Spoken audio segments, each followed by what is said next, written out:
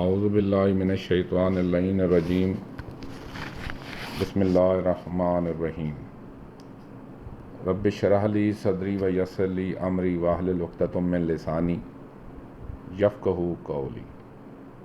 السلام علی الحسین وعلی علی ابن الحسین وعلی اولاد الحسین وعلی اصحاب الحسین ولعن اللہ علی اعداء الحسین۔ السلام علیکم۔ دشت سے بہشت تک، اس موضوع کے تحت آج کا جو عنوان ہے وہ ہے کربلا میں انبیاء کی آمد۔ اس ضمن میں آج ہم حضرت آدم علیہ السلام کا تذکرہ کریں گے۔ حضرت آدم جب بارگاہ پروردگار سے زمین کی طرف بھیجے گئے تو زمین پر صرف حضرت آدم تھے اور بی بی حوا تھی۔ حضرت آدم کا دنیا پر جہاں ایک کام تھا کہ خالق کی عبادت کرنی ہے، وہاں دوسرا کام یہ تھا کہ وہ بی بی حوا کی تلاش کرتے تھے۔ بہت سی تحقیقات ہوئیں، اس تحقیقات کا جو رزلٹ آیا اس میں یہ بتایا گیا کہ حضرت آدم علیہ السلام نے بی بی حوا کی تلاش میں تقریباً پوری دنیا کا چکر لگایا۔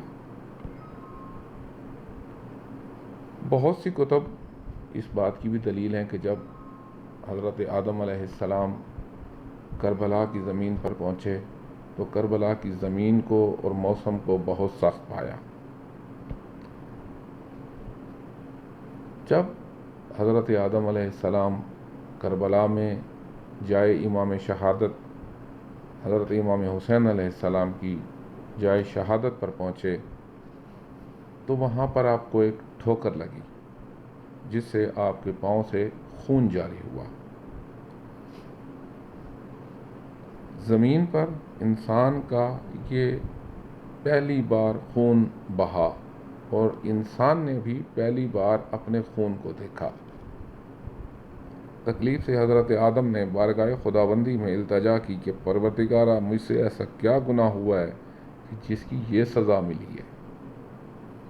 خالق کائنات کا جواب آیا کہ اے آدم، ہم یہاں ہمارے برگزیدہ بندے حسین کا ناحق خون بہایا جائے گا۔ آدم نے سوال کیا کہ حسین کا خون کون بہائے گا؟ جواب خداوندی ہوا کہ ایک شقی، ایک لعنتی یزید امام حسین علیہ السلام کا خون بہائے گا۔ آدم نے پھر سوال کیا کہ میں کیا کروں؟ جواب پروردگار آیا کہ تم اس یزید پر لعنت کرو۔ حضرت آدم نے لعنت کی اور دعا کی کہ پروردگارا، میں یزید پر لعنت بھیجتا ہوں، تو بھی یزید پر لعنت بھیج۔ حضرت آدم کی یزید پر لعنت کا پروردگار نے کچھ اس طرح صلہ دیا کہ جلد ہی حضرت آدم کی بی بی حوا سے ملاقات ہو گئی۔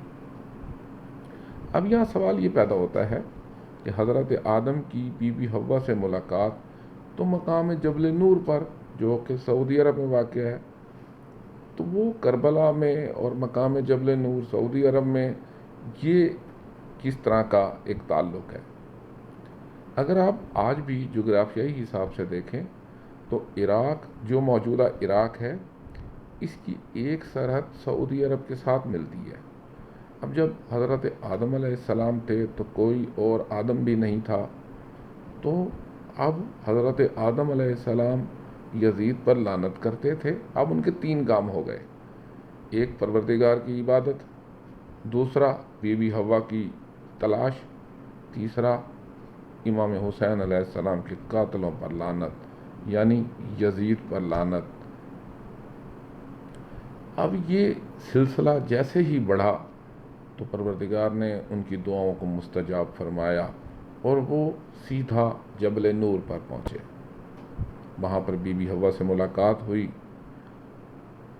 جس طرح یزید پر لعنت کرنے سے حضرت آدم کی دعا قبول ہوئی، اور ایک یہ بھی دلیل ہوئی کہ حضرت آدم پہلے نبی، پہلے انسان بھی کربلا پہنچنے اور کربلا کی زیارت کا شرف حاصل ہوا ان کو۔ میں التجا کرتا ہوں کہ آپ بھی یزید پر لعنت کریں پروردگار ہم سب کی دعاؤں کو قبول و منظور و مستجاب فرمائے۔ آپ کا ہماری ویڈیو دیکھنے کا، ہماری گفتگو سننے کا بہت شکریہ۔ والسلام علیکم ورحمۃ اللہ وبرکاتہ۔